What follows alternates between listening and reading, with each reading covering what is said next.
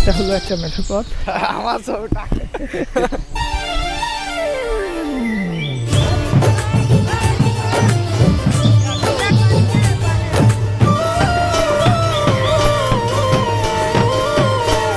তো পড়ে না চলে না যায়। গাইজ আমরা এখন যাচ্ছি হলো মাছ ধরতে। হ্যালো গাইস, ওয়েলকাম টু একা পথে। শুভ সকাল। আমি এখন আমাদের গ্রামের বাড়িতে। আমার সাথে আজকে আমার ছোট ভাই পারভেজ আছে। আমরা গ্রামে এসে অজানা মানুষের গাছের কুল খাবো, নিজেদের ঘেরের মাছ ধরার চেষ্টা করব এবং আশা করি মন কেমন মাছ ধরবো। এবং আরও একটা ঘটনা, গ্রামের টিকিটের মাধ্যমে ছিপ ফেলে মাছ ধরার প্রতিযোগিতা হয়, সেটাও দেখব। সাথে থাকবে আরও অনেক অজানা ঘটনা। তো গাইস, সম্পূর্ণটা দেখতে সাথে থাকুন। ওয়েলকাম টু একা পথে।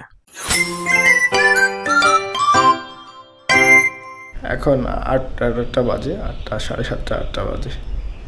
ঠান্ডা অনেক। তো এখন চা খাইতে যাব, একটু গ্রাম ঘুরে দেখবো।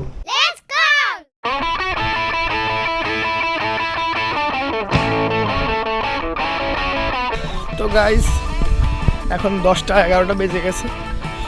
আমরা গেছিলাম এক দাদার বাড়ির নাম হলো দিলীপ। এখানে বেশ বড়ই হয়েছে, বড়ই বলতে কুল বলতে গেলে এটা মানে টক বড়ই কিনা।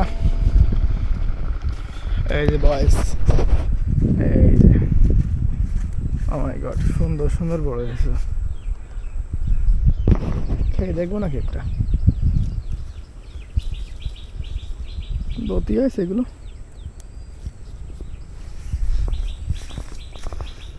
বোঝেনি অবুঝ মন নীলাঞ্জনা তখন।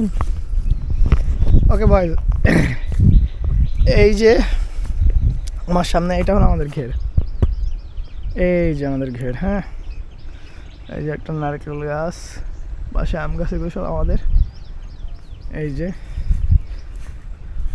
ঘেরে পাড় দিয়ে হাঁটতেছি আমি। এই ঘেরে একটু মাছ ধরবো। ঘেরের পাড় অনেক বড় করতে হবে, দুই পাশে ঘেরে মাছ তো ছাড়তে হবে। ছোটো ছোটো মাছ আছে নাকি, ঝুরো মাছ আছে, কিছু মাছ নাকি বাপ দিছিল। তো গাইজ, বড়ইটা খুবই সেরা।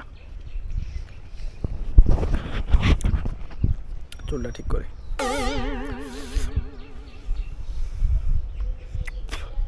বড়ইটা আর একটু পাকবে, বাট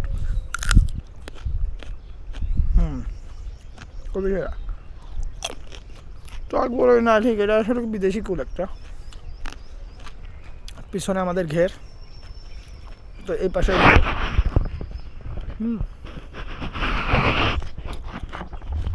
চারিদিকে ঘের। আমি একটু পরে জাল নিয়ে মাছ ধরবো। গাইজ, আমরা চলে আসছি মাছ ধরতে। এই হলো ঘেরের পাড়ে বসে আছি আমি, এই যে এখানে। যাই হোক, এই যে এইখানে হলো আমাদের ঘের, এখানে মাছের ফেলবো আমি ভাবতেছি। তো খাবার আনছি আমি এখানে, এই যে খাবার। এটা আমাকে শেখাই দেওয়া হলো, আমি তো কখনো আগে মাছ ধরি নাই বড়শি দিয়ে। এটা এখান থেকে একটু খাবার নিয়ে, ঠিক আছে, একটু খাবার নিয়ে প্রথমে এখানে একটু ফেলতে হবে, হ্যাঁ, ওখানে ফেলতে হবে। মাছটা ধুয়ে আসি আগে, ওখানে ফেলতে হবে। ফেলে বড়শিতে তো আপাতত মাছ করে দিছি। খুবই রিল্যাক্সে এখানে বসে বসে এখন মাছ ফেলতে হবে। এই যে আমার ছোট ভাইটা আমার ছবিটা নিয়ে কথা, এই যে টাক করেছে বায়োলজি ফেল।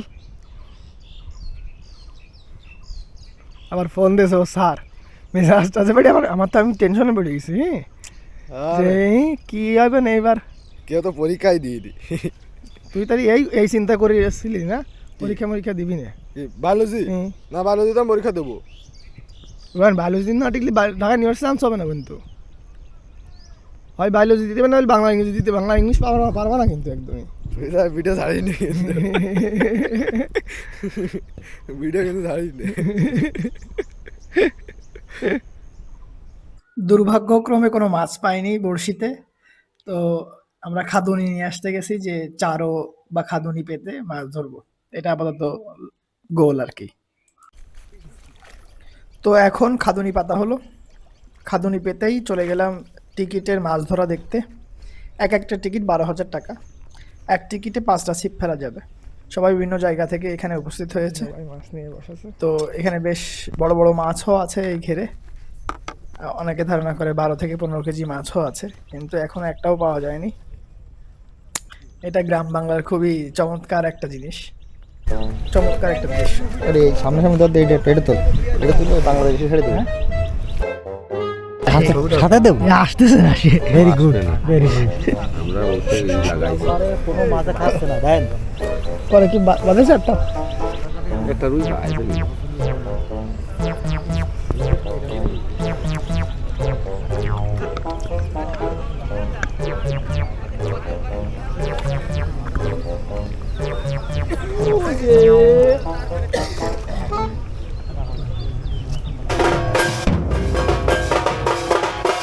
এরপরে সব ছেড়ে বাজারে চলে আসলাম। এসেই দেখি ঢাক ঢোলের শব্দ। মতুয়া সম্প্রদায়ের মানুষেরা আজ একসাথে হয়েছে। তাদের বিশ্বাস শুরু হয়েছিল শ্রী শ্রী হরিচাঁদ ঠাকুরের শিক্ষা থেকে। তিনি বলেছিলেন মানুষের মধ্যে ভেদাভেদ নয়, সমতা দরকার। তারপর গুরুচাঁদ ঠাকুর শিক্ষার উপর জোর দেন। আজ এই মেলায় দাঁড়িয়ে বুঝি এই আন্দোলন শুধু ধর্ম না, এটা আত্মমর্যাদার গল্প। গ্রামের বৃদ্ধরা সামনে বসে মন দিয়ে কীর্তন করছেন, ছোট বাচ্চা থেকে মহিলা সবাই ঢাকঢোল বাজাচ্ছে। এই মেলাটা শুধু ধর্মীয় অনুষ্ঠান নয়, এটা গ্রামকে একসাথে করে দেয়। যারা বাইরে থাকে তারাও এই সময় বাড়ি ফিরে আসে। ঢাকের তালে যখন সবাই একসাথে নাম নেয়, মনে হয় গ্রামের ভেতর একটা আলাদা শক্তি তৈরি হয়। কেউ কাউকে আলাদা করে দেখে না, সবাই শুধু ভক্ত। আমি দাঁড়িয়ে ভাবছিলাম, আমাদের গ্রাম ছোট হতে পারে, কিন্তু এই মিলন মেলার ভেতরে যে বিশ্বাসটা আছে সেটা অনেক বড়। আজকের ভিডিওতে আমি খুব বেশি কথা বলবো না, তোমরা নিজেরাই দেখো। এই হাসি, এই গান, এই মানুষগুলোই আসল গল্প। আপনাদের এই ভিডিওটি ভালো লেগে থাকলে লাইক, কমেন্ট এবং শেয়ার করুন। এই ধরনের ভিডিও আরও দেখতে চাইলে আমার চ্যানেলটি সাবস্ক্রাইব করুন এবং বেল আইকনটি প্রেস করুন। ধন্যবাদ।